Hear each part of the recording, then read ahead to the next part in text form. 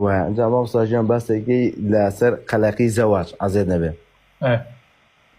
كان ما وصل الزواج زوز را وقلق ولازم ترسيق مدرسة بين لازم وكارجي شيء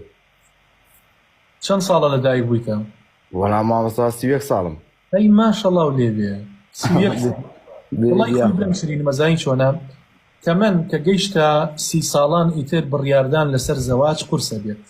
ئەمە بەس لای تۆوان نییە لای هەموو گەنجێوایە لە سەروی 20 ساڵێەوە یعنی تۆزیە زەواج بڕیاردان لەسەر مەسەلەی هاوسەرگیری قورسە بێت زۆر قورسە بێ ناتوانانی چکە بە حکمی ئەوەی تەمەنەکەت ڕۆیشتووە ئەتەوێت شتێکی زۆر شاز بێت شتێکی زۆر نایاب بێ زۆر دەگمەن بێ ئەویش بەڕاستی دەست ناکەوێت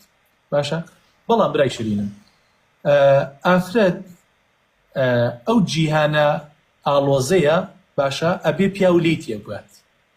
جیهانێکی چییە ئاڵۆزە بەڵام پڕە لە میهرەبانی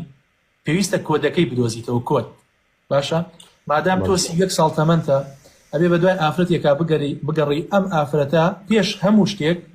لە ماڵێکی خانەدان بێت مەبەستم ماڵێکی خانەدان مەبەستم ماڵێکی موسڵمانە ماڵێکە تێگەیشتوو بێ لە مەسائیلی ژیان لە ژین لە دین کەسانی خراپ نەبن لە خانەدانێکی ماڵێکی چاک بێت و پاشان ئەم ئافرەتێکی دیندار بێت دەست پاک بێت داوێن پاک بێت کەسێکی بە ئەخلاق بێت باشە ئیتر کەوتوتە سەر طبیعەتی جەنابێت ئایا تا چ ڕادەیەک جوان بێت ئێستا گەنجی وا هەیە خۆی وان نییە بە دوای ئافرەتێکە گەڕێ ئەڵێ ئەبێ لە کوردستانە شتی وانە بێت بەخوا ئەبێ حتا تەقی بابوش بە دواتانێت یا خەشتی وا چۆنە بێ لە کوردستانە بێت دانەیە بێنم لە کوردستانە نەبێت بۆیە ئەبێت بە قەنەعەتەوە ژن بێنیت و بڕیارش بی لەسەری مەسەلەی ژنهێنان وەکوتم بڕیارێکی ئەوەندە قورس نییە ئینسان نەتوانێت بڕیاری لێبات ئەمە ئافرەتە لە ڕووی دینەوە دیندار بێت لە ڕووی ئەخلاقەوە ئەخلاقی جوان بێت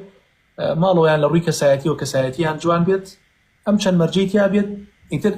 تۆ ئەوت خۆش بێ و گونجاو بن لەگەڵ یەکتریە تەواو بڕیاری لەسەر بە برا شەرینەکە والله إن شاء الله بشتان بخوالا ما صار قلق برارا بزين نازل خطو لسر قرص بلاسي يتمنك بيين بي نازل يتمنك دورة بيني وأوندش أفرتي خراب و قضية خراب أبينيت يعني ناتواني بالريال بيت ما شلون يشكم بازار يوي توزيلات يوش تأثير يبي تأثيري هي بلاشي نك بالله الحمد لله أفرتي باشو كشي باش مان زور سباس برب العالمين سپاس بخوای گەورە دەست خۆش مام سەجاد خوا هاوکارت بێ براکەم خوا هاوکارت بێ خوش دەست خۆش عەزیزم دەست